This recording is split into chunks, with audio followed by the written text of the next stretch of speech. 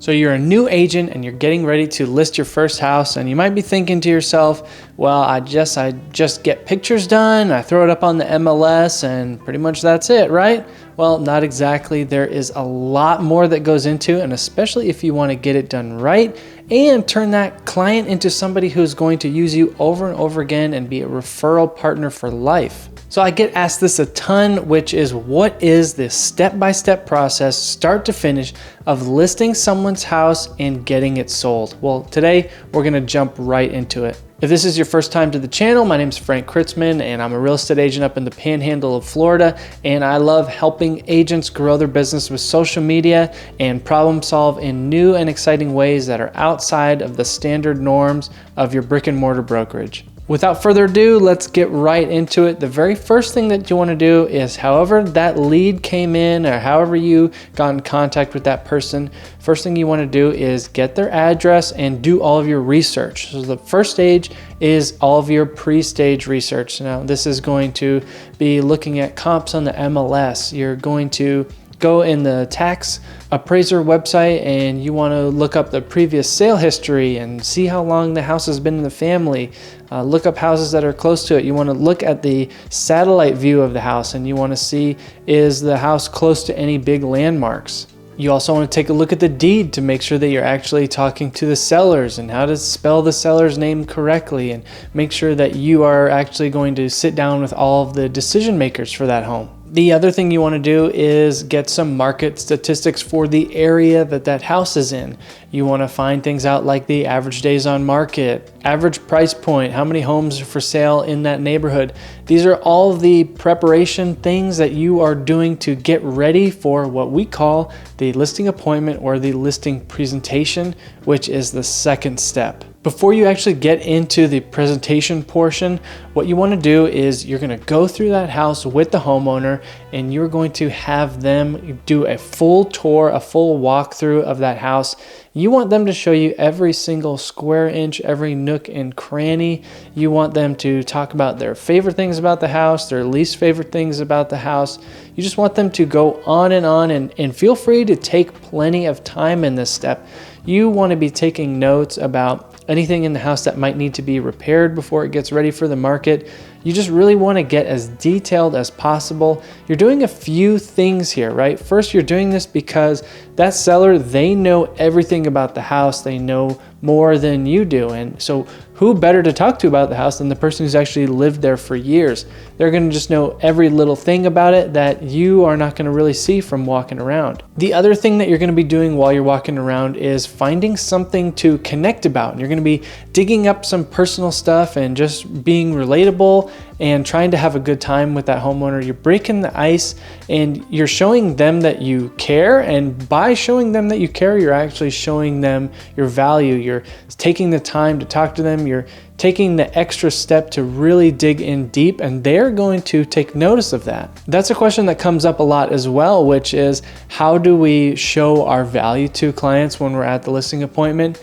And really all you need to do is replace value with show them that you care, right? So if you show them that you care and they feel like you care, well, then they are going to see the value in that. The third step is actually sitting down at the kitchen table or the dining room table or something and going through all of your research that you previously did with the seller. Now, you guys are going to talk together. You want to set them up for expectations as to what's happening on the market. You want them to know about the process of selling a house. You want to just kind of walk them through everything and demystify everything. You want to talk about all of your comps. This is also the time when you guys would come together and figure out some kind of sales price or some kind of strategy for how you want to list the price in the market. Maybe you also want to talk about what would happen if the house sits for a while. You want to prep them for that conversation, the possibility of a price drop later on down the road. This is also the time when you're going to have the conversation around commission, and maybe you want to research all of the different objection handlers for questions that might come up around the commission. I actually barely ever got that. So I did a ton of practice and prep for objection handlers around commission, and then I actually never really even ran into it that many times, because I think it was because I spent so much time before commission even came up.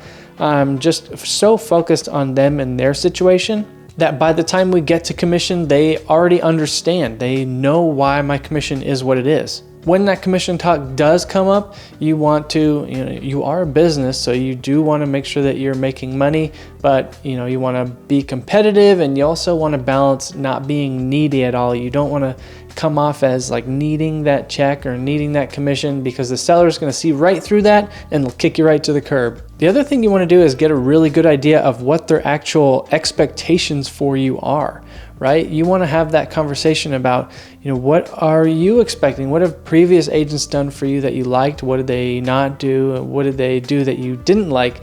Maybe they're expecting a bunch of open houses, or they're expecting mailers. You don't know these things until you ask. So you just want to get a really good feel for their expectations and what they want from you. And then all you have to do is exactly meet their expectations or exceed them, which would be even better. But you don't know what they want until you sit down and ask them. Then there's a few documents that'll need to get signed, and I suggest not bringing the documents to the listing appointment. I like to send them before or afterwards electronically, but there are a lot of people that do bring documents to the listing appointment. It's just personal preference. The main thing that you are going to be getting signed is a listing agreement, which I do have a video about how to get that signed and how to fill all that out. All it says essentially is that you and the sellers have an exclusive partnership where you are going to sell their house. That listing agreement is going to contain state by state dependent, but it's going to have a few key pieces of information. One of those things is going to be the sales price you guys both have to agree on, the commission percentage everyone has to agree on, a start date for the listing, a defined end date for the listing, and then any other additional requests or anything that might be in the end section of the additional comments. The other documents that you need to get signed is, there's going to be company specific documents. Whatever brokerage you're with, they might need you to get a wire fraud prevention notice signed or some similar document.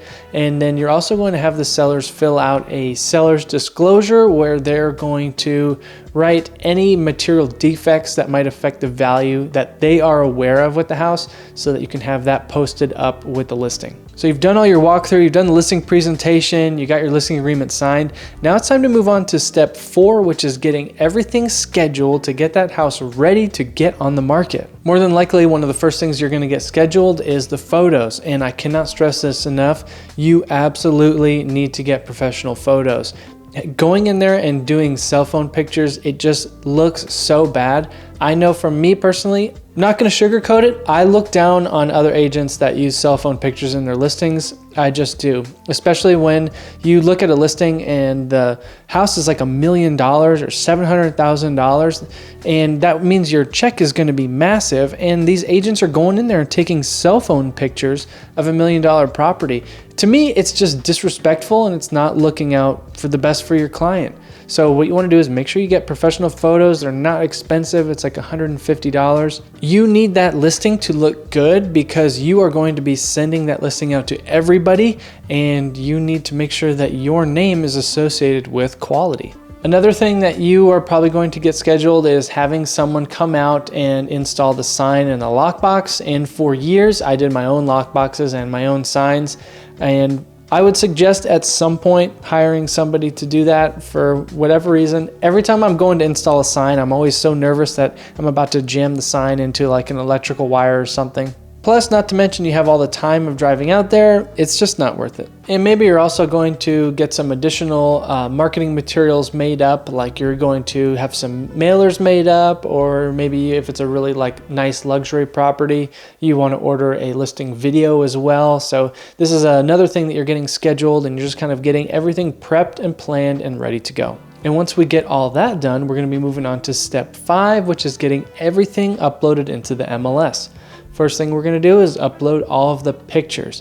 And you can't just upload the pictures all willy-nilly. You want to make sure that there's a specific cohesive order to those pictures. If it's all jumbled up and the pictures are jumping around from room to room and then going outside in some of the pictures and they're all out of order, it is going to mentally confuse any buyer that's looking at that house.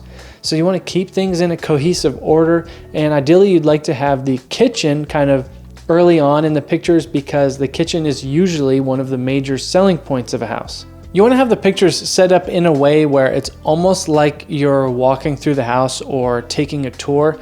And the other thing that I think is very important is actually labeling each one of your pictures. Like my MLS allows you to put a little header on each one of the pictures so you can describe what the room is, because a lot of times there's going to be people looking at the pictures, and I've got this from working with tons of buyers. We're looking at the pictures and we can't really tell which room is which. And does this room have a formal dining room? Are we looking at the office? Is this a bedroom?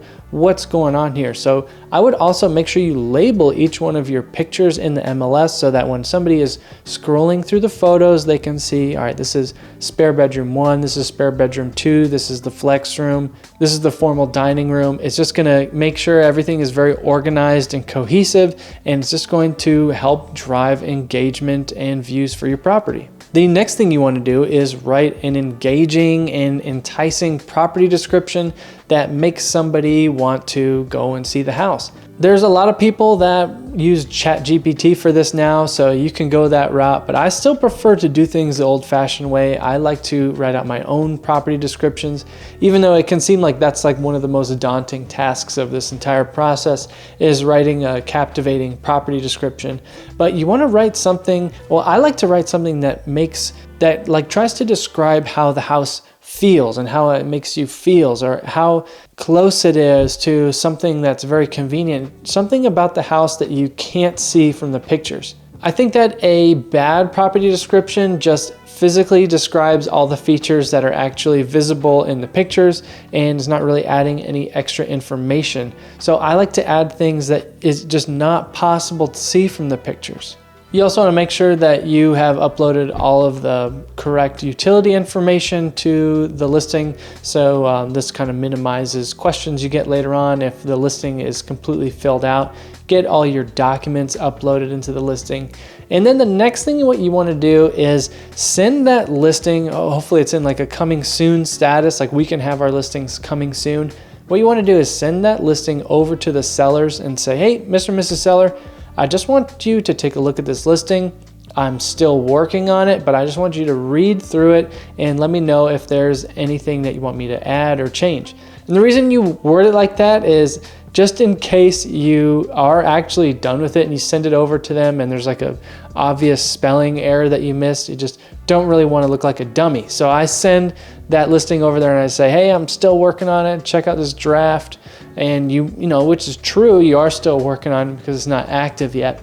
So just have them look it over and make sure there's nothing that they want to add to the description, like maybe their favorite thing about the house they want you to put in there. Then once that listing is done and you're ready to go and you have worked with the sellers on figuring out exactly which day you want to go live, the next big step is going live with that listing. You've made it to the big day, you finally got that listing and we're switched it over to live. You want to absolutely make sure you make a Facebook Marketplace listing for your home listing and put it up on Facebook Marketplace. This could possibly bring you a buyer, and there's a potential that everybody in your local area is going to see you and they're going to see you selling houses. So you want to make sure you do that. Don't sleep on that. That is like a super secret ninja bonus tip. You also want to make sure you get that house shared everywhere on social media and put it in local for sale groups and local housing groups. You want your sellers to see that you're out there doing everything you can do to try to get that house sold. That brings us into step 7, which is marketing the property and doing everything you can to get the house sold. So a lot of people, this is where they think the work stops. They set the listing over to active and then they just kind of sit back, forget about it, and go and do something else. But really, this step 7, the marketing, this is where the work is just beginning. You want to be proactive and utilize that listing to the best extent possible. There are so many different ways that you can leverage that listing, and you did all that work to get it. It's time to turn that listing into another listing. So there's lots of things you can do. You can send out just listed mailers to everyone in the neighborhood, and now there's tons of companies that can do that automatically. You can go and door knock 50 doors to the left, 50 doors to the right of your brand new listing. knock on all the neighbors' doors and tell them that this is a great opportunity for them to pick their new neighbor and maybe even pick up a buyer on the way. You can run different types of Facebook advertising. You can put it on your Instagram, you can put it on your LinkedIn, TikTok. Maybe you want to do a cool walkthrough video and upload that to your YouTube channel, which I definitely suggest every agent should have a YouTube channel. Whatever you do, just don't let that golden opportunity go to waste. Like I said, you have that listing. Now it's time to leverage that bad baby out and get another one.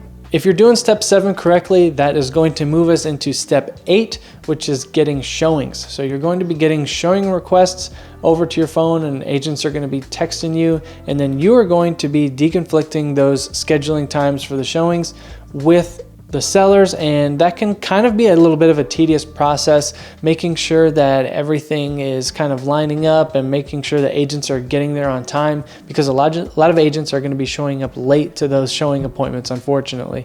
The second part of the showings is getting feedback, and for some reason, getting feedback from your showings is almost a near impossible task sometimes. I will text an agent 4 or 5 times after they go and show one of my listings, just asking them how the showing went or asking them for any feedback, and they will just not answer. I do not understand, because it only takes a few minutes to just send a reply, and it just, when that time comes for you, make sure you have a little bit of professional courtesy and make sure you text that listing agent back, or just preemptively send that listing agent some good feedback. That's what I do now. As soon as I'm done with the showing, I'll text the listing agent something about how it went, because I'm in that situation constantly where I'm on the listing side and I'm just forcing to get that feedback from the buyers. Then once you get that feedback, you want to make sure it gets back to your seller, so that hopefully as time goes on, we're getting the feedback, and if there's some negative things that the buyers see, we can change them or fix them over time and just keep working to get that house sold. After we do some showings, if the house is priced correctly, we're going to be moving into step 9, which is receiving offers. So you're going to be digging through those offers, reading them over very carefully, and picking out the very important information. The highlights of these offers is going to be the purchase price, obviously. There's also going to be the EMD amount, the response time, the closing date, inspection period, any flood certifications or any lien searches, any additional terms to the contract, like maybe the buyers want some closing cost assistance, or they want pre-closing occupancy, or maybe the seller needs post-closing occupancy, something along those lines. But you want to make sure you gather all that information and you are correctly relaying it back to your sellers. What I see some agents do is they will literally just take the offers in the email, and then they'll just send it to the sellers and say, all right, there it is, look it over. That is not, in my opinion, the best way to serve your client. What you want to be doing is looking over that offer, pulling out the highlights and getting it into an easy, digestible piece of information so that you can translate that to the seller. Now that we've got those offers in, step 10 is to whip out those negotiating skills and start trying to negotiate the best offer for your client. Now, I have been in tons of situations where I'll even get one offer or multiple offers in, and I'll start going over the offers with the seller, and the seller is like, hey, you know what? I like that first one. I just want to be done with it. Let's just get it over with. And I'm like, are you sure you don't want to try to fire back with anything? And they just say, yep, I just want to get it done as soon as possible. Tell them we accept. Let's make it happen. And sometimes that's a situation that you get in, but there's also tons of times where that's not the situation. I can't tell you how many times we've gone back and forth about getting the right closing date, or obviously the sales price. We'll go back 4 or 5 times to get a sales price correct, or maybe there's like a post-closing occupancy date that we need to bang out. There's a few tips I'll give you on negotiating with the other agent. There is a good chance that that other agent is going to be very emotional and excitable, and there's a good possibility that they're going to get really angry and start yelling at you at some point. But whatever happens, you need to make sure that you are the one that's in control of your emotions, okay?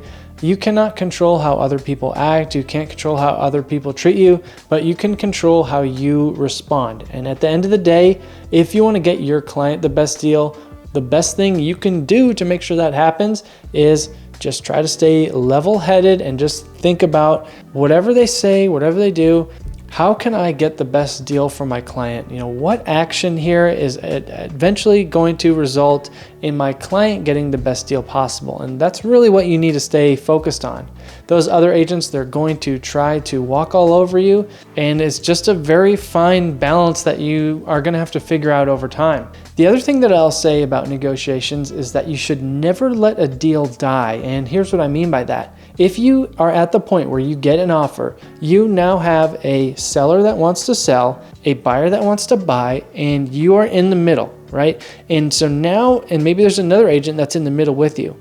Now, the job of you two is to figure out some kind of middle ground that all parties are happy with. That's literally what you have to do. It's not going to happen in every single situation where there is a middle ground that most parties are agreeable with, but a vast majority of the situations there is a middle ground, and if you stay cool, you can get everybody there. Even you can work the other agent like a puppet master. I do it all the time.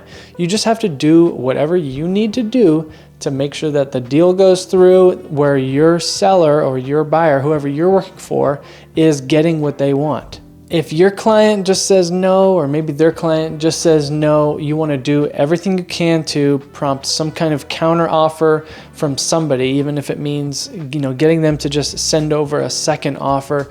You want to just keep working it and do the best you can to make it happen. If you've negotiated correctly, now you're going to move on to step 11, which is getting under contract, which just means that you have an offer that is now accepted, and you can switch that listing over to pending or contingent or however your local MLS describes it.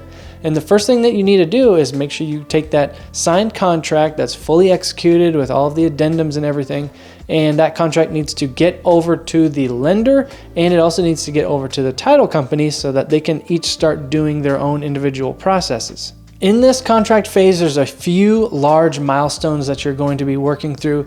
The first major milestone is the inspection period, and that is whatever they agreed on in the contract. There's going to be a period of time where the buyer is allowed to come in and order all their inspections, and now they can get a septic tank company to come in, or a home inspection company, or maybe if it's a VA loan, they need to get some wood destroying organism inspection done.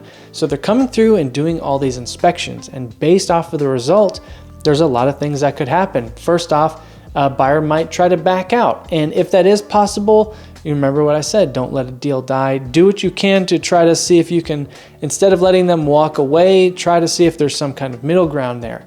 But another thing that might happen is maybe they just ask for a reduction in sales price, or maybe they ask for certain repairs to be made. So you just want to work through whatever comes up in the inspection, and once you get through that inspection period, that is one of the biggest milestones, and you've got a really good chance of closing after that. Next big one is the appraisal, right? So after the inspection period, usually it's directly after, the appraiser is going to come in if the buyers are using any kind of financing, and that appraiser is going to do their inspection, and they're going to send an appraisal report over, and the buyer's not going to get more money from the bank than the appraiser says the house is worth. In that appraisal, the appraisal might come in low, which there may need to be some negotiating that has to get done, like maybe the buyers have to cover a little bit of the gap, or maybe the seller is willing to negotiate down the price a little bit, or the appraiser may just say, hey,